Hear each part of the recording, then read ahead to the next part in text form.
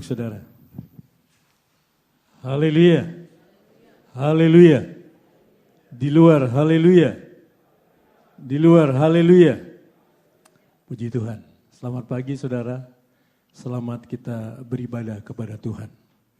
Saatnya kita akan masuk dalam kebenaran firman Tuhan. Saya akan menyampaikan firman Tuhan sesuai dengan tema gereja kita tahun 2022 adalah dewasa di dalam Kristus. Mari kita buka bersama-sama Alkitab kita dalam Efesus pasal 4, ayatnya yang ke-13. Mari kita baca ayat ini bersama-sama. Efesus 4 ayat 13. 2, 3.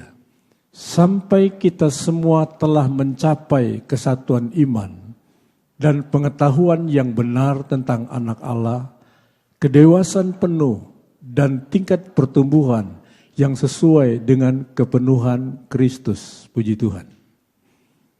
Saudara, Alkitab menyatakan bahwa kelak saat Tuhan Yesus datang kembali atau datang kedua kali, bukan lagi datang sebagai bayi, tetapi dia datang sebagai mempelai laki-laki yang akan menjemput mempelai wanitanya. Mempelai wanita ini saudara berbicara mengenai gereja yang dewasa atau kekristenan yang matang, bukan kekristenan kanak-kanak. Siapa yang layak menjadi mempelai Kristus saudara? Hanya orang Kristen yang dewasalah yang layak menjadi mempelainya.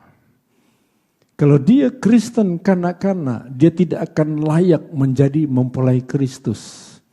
Hanya orang Kristen yang dewasa yang layak menjadi mempelai Kristus. Seperti kita saksikan di tengah-tengah dunia ini saudara, khususnya di negara kita, orang yang ingin masuk dalam sebuah pernikahan, tidak mungkin yang dinikahkan itu adalah anak-anak, tidak mungkin. Orang yang dinikahkan itu pasti orang yang sudah dewasa. Mempelai laki-lakinya dewasa, mempelai wanitanya dewasa, lalu mereka masuk dalam sebuah pernikahan. Nah begitu juga saudara, waktu Yesus datang kedua kali, dia akan menjadi mempelai laki-laki yang akan menjemput mempelai wanitanya. Dan mempelai wanita yang akan dijadikan pasangan oleh Yesus sebagai mempelai laki adalah mempelai wanita yang sudah dewasa. Itu sebabnya saudara, kita harus meninggalkan semua sifat kekristenan kanak-kanak dan berjuang untuk terus bertumbuh menjadi Kristen yang dewasa. Itu sebabnya tema gereja kita di tahun 2022 ini, seingin kita menjadi jemaat yang dewasa di dalam Kristus. Bukan lagi jemaat anak-anak saudara, tetapi jemaat yang dewasa. Waktu dia datang kedua kali, kita layak menjadi mempelai wanitanya. Pertanyaannya saudara, apakah Kristen kanak-kanak itu? Kristen kanak-kanak itu pertama artinya dia tidak fokus terhadap hal-hal rohani. Waktu kita melihat dan menilai orang Kristen kanak-kanak, orang Kristen kanak-kanak tidak pernah fokus terhadap hal-hal rohani. Sehingga di dalam menjalankan ibadah yang dijalankan, ibadahnya asal-asalan. Yang penting dia datang ke gereja. Itu Kristen kanak-kanak. Coba kita ukur kekristenan kita, saudara. Apakah kita Kristen kanak-kanak atau Kristen yang sedang menuju kepada kedewasaan? Kalau kita fokusnya bukan terhadap hal-hal rohani, tetapi kita tidak fokus terhadap hal-hal rohani, kita akan menjalankan ibadah kita asal-asalan. Yang penting datang ke gereja.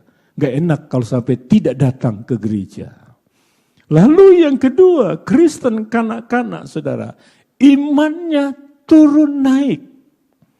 Imannya tidak stabil. Kadang imannya kuat, kadang imannya lemah. Bahkan banyak imannya lemah saudara. Iman yang turun naik, tidak stabil ini orang yang mudah sekali goyah dan terombang-ambing serta terbawa arus. Ada masalah, dia tidak kuat saudara. Ada persoalan, dia tidak kuat. Ada tantangan, dia tidak kuat. Dia terbawa oleh arus dunia ini saudara. Itulah iman yang turun naik, yang tidak stabil. Lalu yang ketiga, apakah Kristen kanak-kanak? Kristen kanak-kanak tidak mampu menimbang atau membedakan perkara baik atau perkara jahat. Dia tidak bisa membedakan apakah ini baik ataukah itu jahat. Nah, orang Kristen seperti ini saudara sulit untuk melepaskan diri dan meninggalkan sifat-sifat duniawi. Coba kita lihat saudara, bagaimana kekristenan kita. Sudah sekian lama kita menjadi orang Kristen. Apakah Kristen kita kanak-kanak atau Kristen kita sedang menuju kepada kedewasaan? Nah, dalam firman Tuhan ini saudara, kita akan melihat tentang orang Kristen dewasa. Atau tema kita adalah dewasa di dalam Kristus. Nah, saudara yang saya kasih, kedewasaan rohani seseorang tidak dilihat dari berapa usia seseorang atau berapa lamanya dia menjadi seorang pengikut Kristus. Tidak bisa dilihat dari itu saudara. Dari usia atau berapa lamanya dia jadi seorang pengikut Kristus. Banyak orang percaya yang walaupun secara usia jasmani sudah dewasa, namun secara rohani masih termasuk kategori kanak-kanak. Usia sudah dewasa, bahkan sudah jadi orang tua, sudah jadi kakek nenek saudara. Udah matang, sudah lihat dari usia. Tetapi secara rohani dia termasuk kategori kanak-kanak. Ada pula yang usia jasmaninya masih muda, tetapi memiliki kedewasaan rohani yang baik. Firman Tuhan menginginkan kita, usia kita dewasa atau usia kita masih muda dalam kita mengikut Tuhan, biarkanlah kerohanian kita menjadi kerohanian yang dewasa, bukan kanak-kanak. Apakah dewasa itu saudara?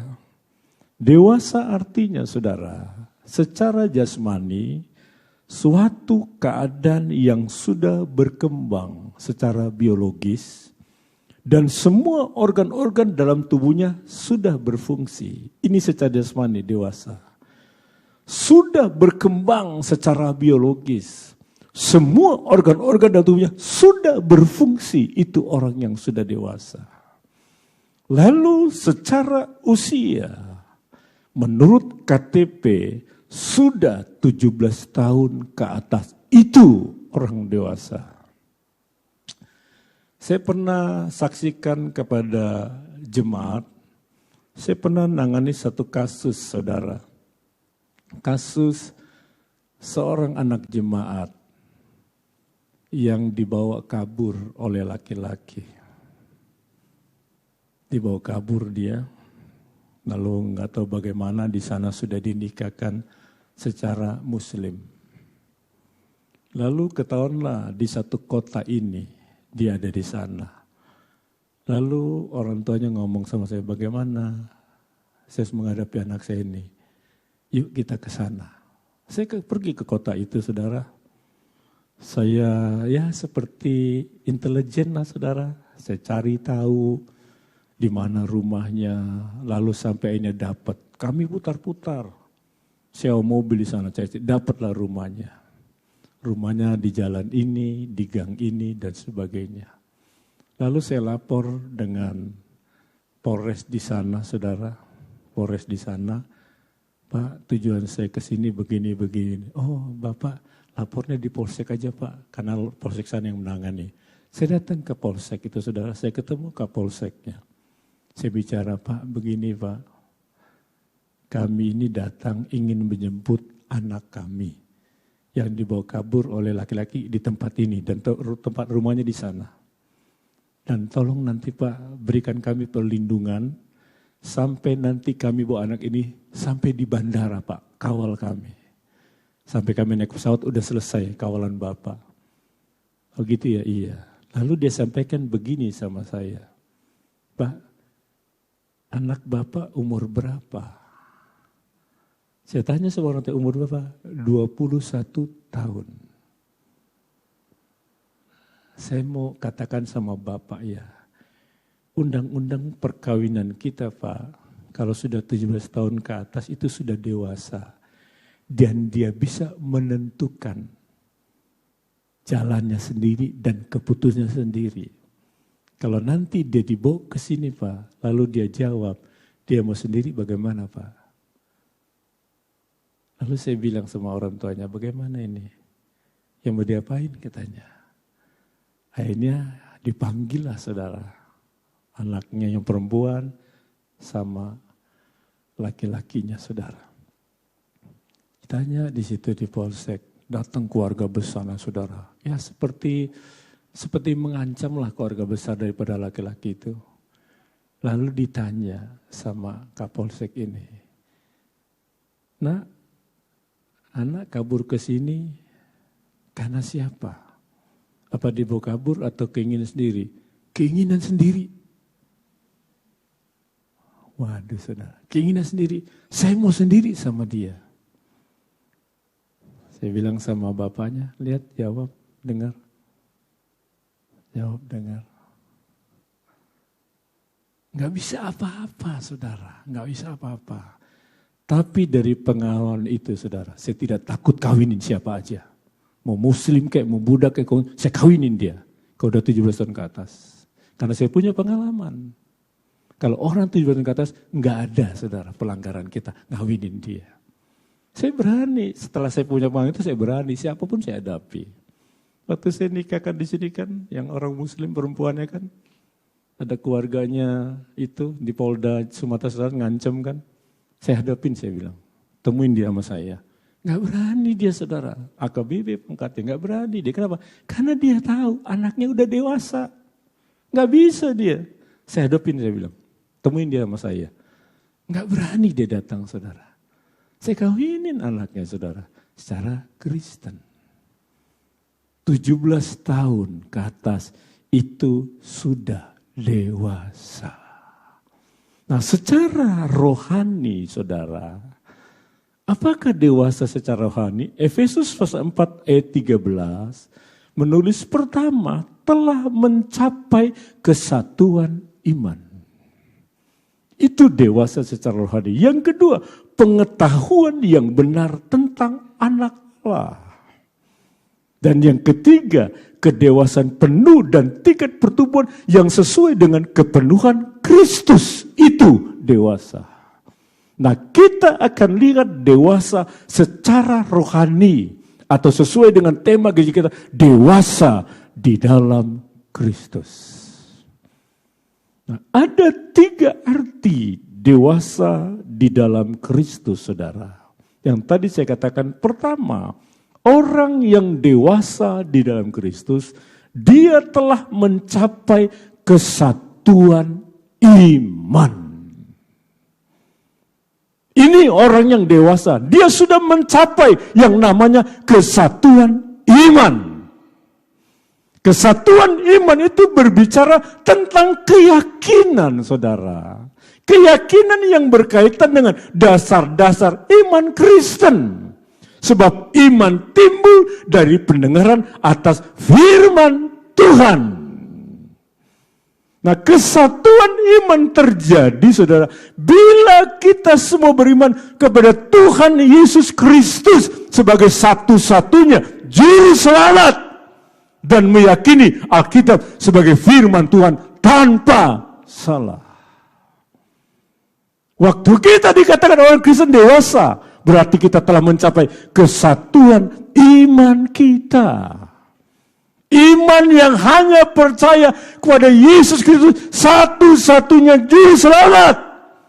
Kita tidak akan percaya kepada yang lain di luar Yesus, saudara. Tidak.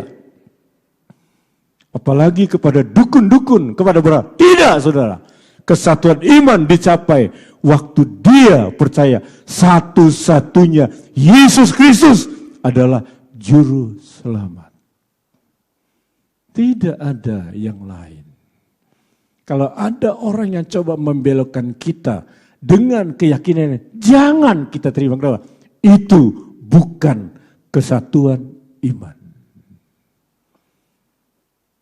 Orang boleh bilang begini pepatah, banyak jalan menuju Roma.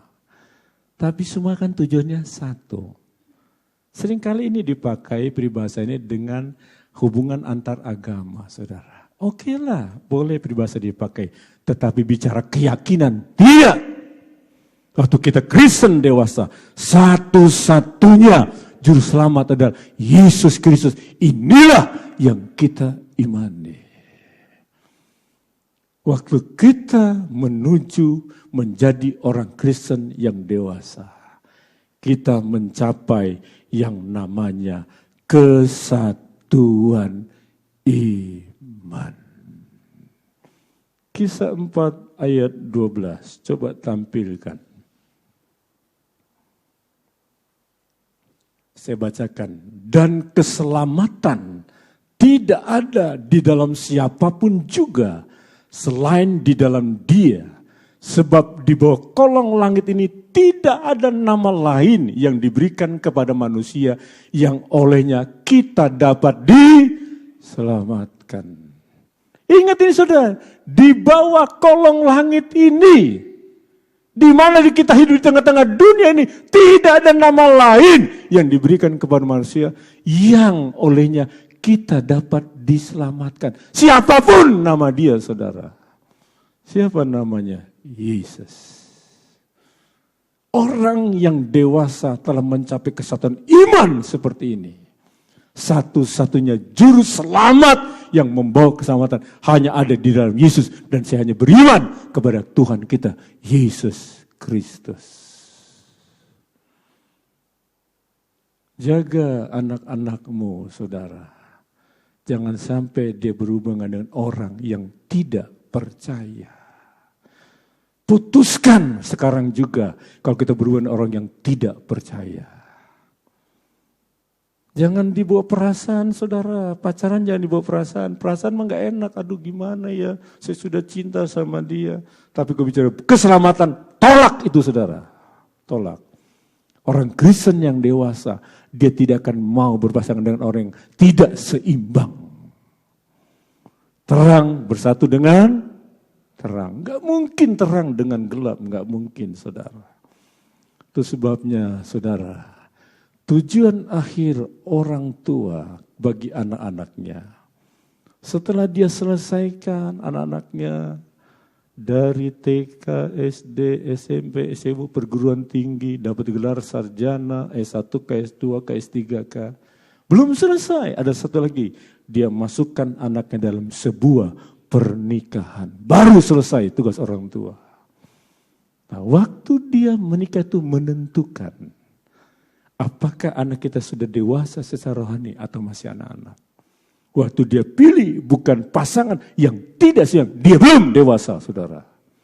Dan kita harus tegas, jangan teruskan, lanjutkan hubungan dengan dia. Karena dia tidak seiman. Keselamatan hanya ada di dalam Yesus. Orang yang dewasa di dalam Kristus, dia telah mencapai kesatuan imannya.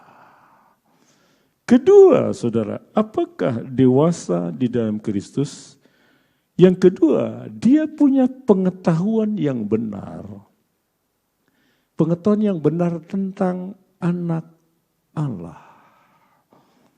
Dia punya pengetahuan yang benar tentang siapa Yesusnya. Nah, pengetahuan yang benar tentang anak Allah atau Yesus ini, saudara, Itu bisa dibuktikan dengan apa? Dengan memahami firman Tuhan dengan benar. Waktu dia tahu, dia punya pengetahuan yang benar tentang Yesusnya, dia memahami firman Tuhan itu dengan benar. Bukan asal-asalan, saudara. Bukan katanya, tapi dia firman Tuhan dengan benar. Sehingga apa? Sehingga tingkah laku, perbuatan, keputusan, dan pemikiran-pemikirannya selalu dipengaruhi oleh firman Tuhan. Waktu kita menjadi dewasa di dalam Kristus, kita punya pengetahuan yang benar tentang Yesus kita. Kita memahami firman Tuhan dengan benar. Lalu akhirnya dampaknya tingkah laku kita, perbuatan kita, keputusan kita, pemikiran-pemikiran kita selalu dipengaruhi oleh firman Tuhan. Kita tidak pernah menyimpang daripada kebenaran firman Tuhan. Setiap tingkah laku kita, setiap perbuatan kita, setiap keputusan dan pemikiran-pemikiran kita selalu dipengaruhi dengan firman Tuhan. Apalagi kita mau menjalani tahun 2022 ini masih panjang, saudara. Ingat, keputusan-keputusan yang kau buat, pemikiran-pemikiran yang ada dalam hidupmu, adakah dipengaruhi dengan firman Tuhan atau bukan? Waktu engkau jadi Kristen yang dewasa, engkau punya pengetahuan yang benar tentang siapa Yesusmu.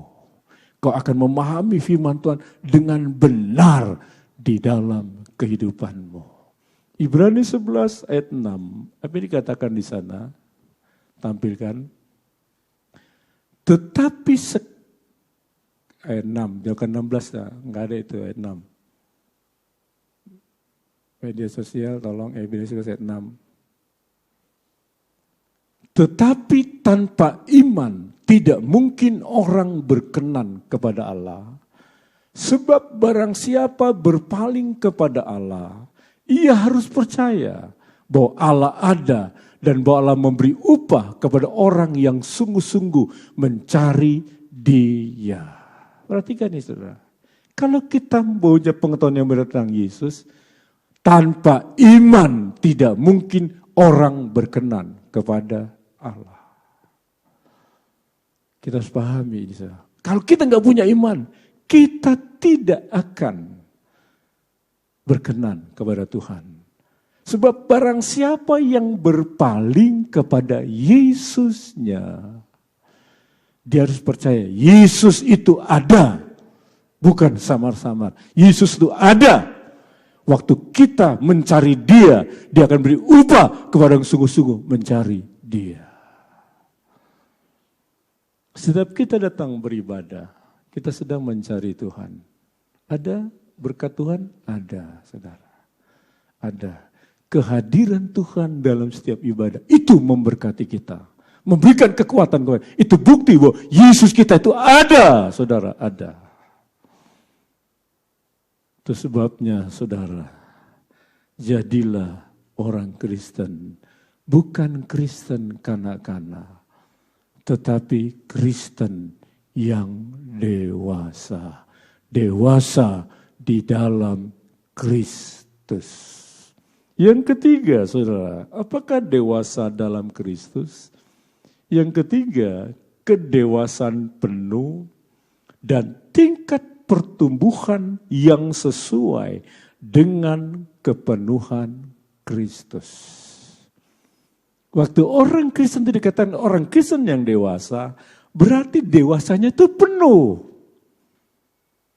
Dewasa itu bukan setengah, tapi dewasanya penuh dan tingkat pertumbuhannya sesuai dengan kepenuhan Kristus.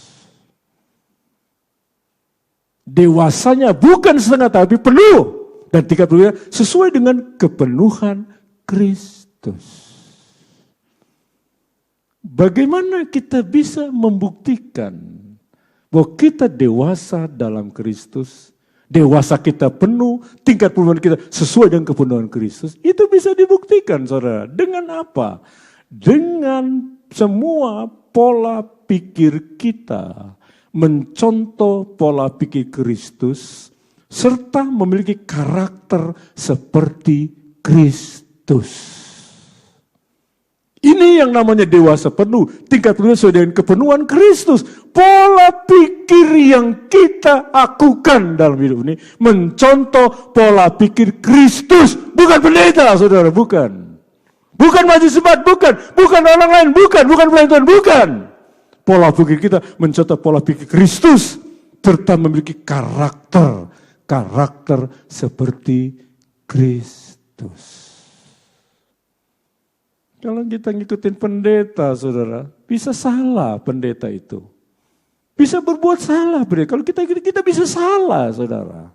Itu semua orang yang dewasa penuh, saudara. Dewasa 30 sesuai dengan kepenuhan Kristus. Pola pikirnya mencontoh pola pikir Kristus. Dan memiliki karakter seperti Kristus. Yang kita teladani adalah Kristus. Waktu kita teladani Kristus, kita datang beribadah, kita tidak lihat siapa dia. Siapakah yang ada di kita, tidak lihat saudara. Karena pola pikir kita, pola pikir Kristus. Yang kita lihat adalah Kristus. Kita datang bukan melihat dia. Mungkin ada yang gak berani ibadah karena gak senang dengan seseorang. Bisa saudara, salah itu. Orang yang dewasa dalam Kristus, dia dewasanya penuh, saudara. Bukan setengah-setengah. Dia ikuti pola pikir Kristus.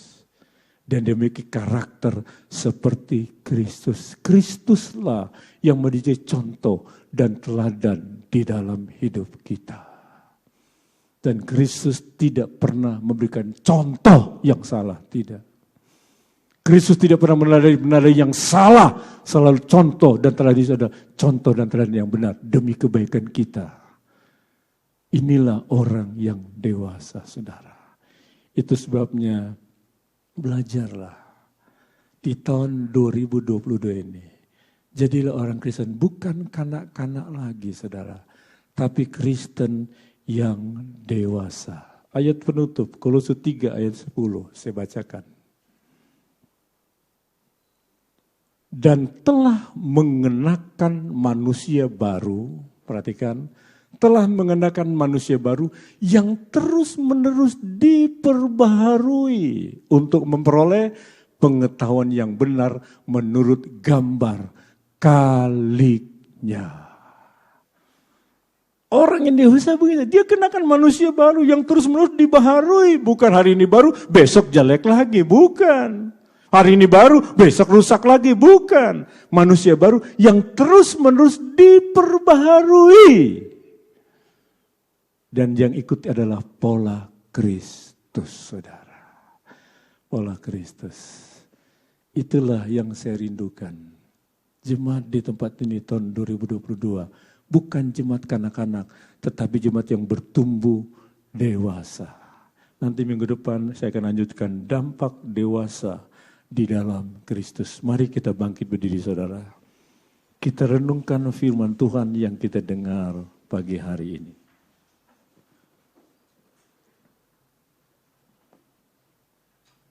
Haleluya, haleluya, haleluya. Indah rencanamu, Tuhan.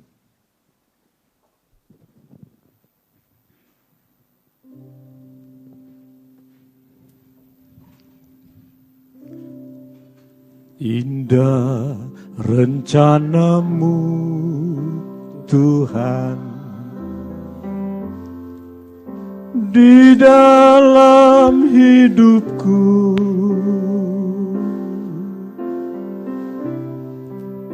Walau ku tak tahu dan ku tak mengerti semua jalanku.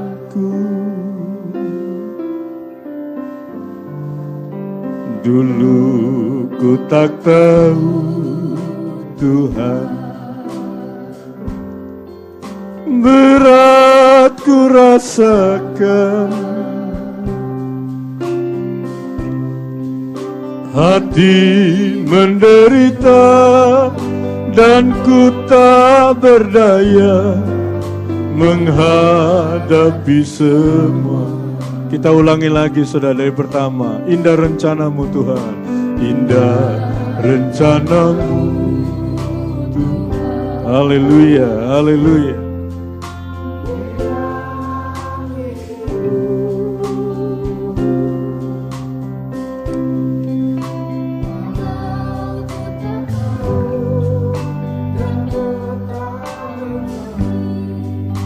Semua jalan dulu ku tak tahu Tuhan, dulu ku tak tahu Tuhan. Berat ku rasakan, hati menderita dan ku tak berdaya menghadapi semua. Tapi ku mengerti sekarang, tapi ku mengerti sekarang, Kau tolong padaku, Kini ku melihat dan ku merasakan indah rencanamu. Tapi ku mengerti sekarang, Kau tolong padaku. Kini ku melihat dan ku merasakan indah rencanamu. Saudara, rencana Tuhan itu adalah indah. Tidak ada rencana Tuhan yang tidak indah, saudara. Dia punya rencana buat kehidupanmu dan kehidupanku. Dan dia ingin rencananya itu terjadi dalam hidup kita. Itu sebabnya saudara, taruh rencanamu di bawah rencana Tuhan. Taruh semua keinginan-keinginanmu di bawah keinginan Tuhan. Taruh semua apa yang kau inginkan, apa yang kau butuhkan di bawah rencana dan kebutuhan Tuhan.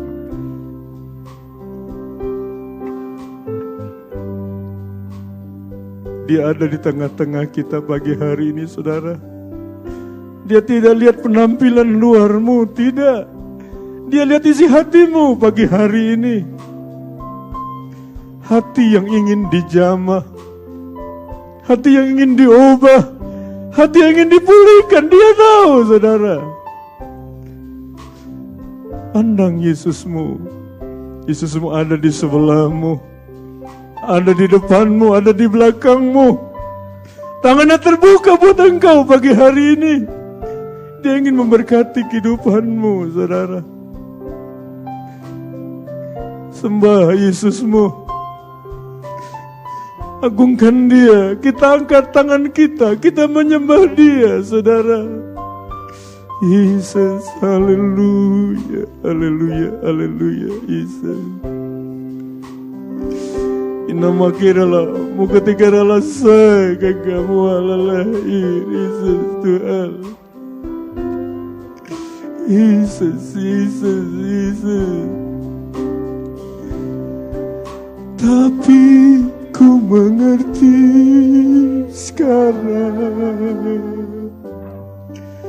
Kau tolong padaku, ya Yesus, ya Yesus. Kini ku melihat dan ku merasakan indah rencanamu. Tapi ku mengerti sekarang, tapi ku mengerti sekarang,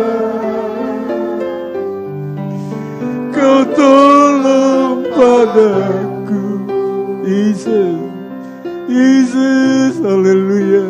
Kini ku melihat dan ku merasakan indah, tapi ku mengerti sekarang, haleluya. Tapi ku mengerti sekarang, ya Yesus. Tidak makin lama, beri lama karena sia katamu Allah. Jesus, Jesus, Jesus, Jesus, Jesus. Tidak malah, kira lama karilah saya katamu. Haleluya, haleluya. Kemalam,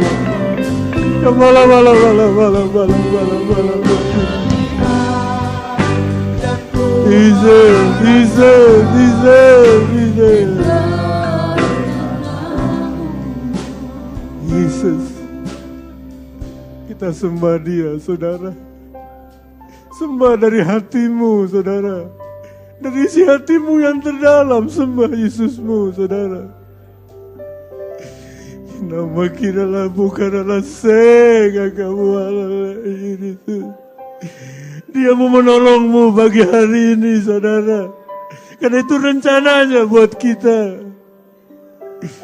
Nama kiralah sega kamu Allah ini Tuhan. Ini mia kalau muka rata kalau muka rasa kekawalan Yesus Tuhan. Terima kasih Yesus. Engkau ada Yesus. Engkau hidup Yesus. Haleluya Yesus Tuhan. Terima kasih Yesus buat firman-Mu. Terima kasih buat suara-Mu. Terima kasih buat kehadiran-Mu, Roh Kudus. Haleluya. Kami pulang dengan sejahtera Tuhan pagi hari ini. Kami pulang dengan membawa berkat Tuhan dalam hidup kami dan keluarga kami, Yesus. Haleluya, Yesus. Terima kasih, Yesus. Nanti Pendeta Syafri Kumayas tutup dalam doa ibadah pagi hari ini. Kita terus menyembah Dia, saudara. Haleluya, Yesus. Terima kasih Yesus, terima kasih Yesus. Haleluya, haleluya Yesus. Banyak kali Tuhan, kami tidak mengerti rancangan dan kehendak-Mu dalam kehidupan kami Tuhan. Yesus. Tetapi satu keyakinan kami dengan iman kami, pasti di balik rancangan itu indah rencana-Mu Tuhan. Apapun yang kami hadapi hari-hari ini, kami percaya kalau kami bersama berjalan dengan Engkau, Engkau pasti akan menolong kami. Biarlah kehendak-Mu senantiasa yang terjadi dalam kehidupan kami. Bahkan kami bersyukur dan berterima kasih pagi hari ini Tuhan. Kalau kami mendengar suara firman-Mu pagi hari ini, biarlah kami orang-orang yang percaya, umat-umat-Mu yang percaya kepada nama Yesus, Tuhan dan Juru Selamat dalam kehidupan kami. Kami akan menjadi orang yang dewasa di dalam Kristus. Iman kami kuat. Karena kami ingin bersama dengan Engkau berjumpa menjadi mempelai Kristus. Tanamkan firman-Mu dalam kehidupan kami. Supaya kelak kami bersama dengan Engkau dalam kekekalan. Terima kasih Tuhan buat firman-Mu. Kau berikan kekuatan, kesehatan buat hamba-Mu. Pakai hamba-Mu dengan kekuatan-Mu yang baru. Dengan roh-Mu dan firman-Mu. Dan urapan-Mu senantiasa menyertai hamba-Mu. Terima kasih Tuhan. Kami mengucap syukur, kami akhiri ibadah pagi hari ini. Bukan dengan nama lain, tetapi demi nama Tuhan, Yesus Kristus. Haleluya. Akhirnya, terimalah berkat dari Allah Bapa, rahmat cinta kasih dari Yesus Kristus, bimbingan dan persekutuan dari kuasa Roh Kudus menyertai kita sekalian saat ini, esok, sampai selama-lamanya. Haleluya, haleluya. Amin. Selamat pulang. Tuhan memberkati.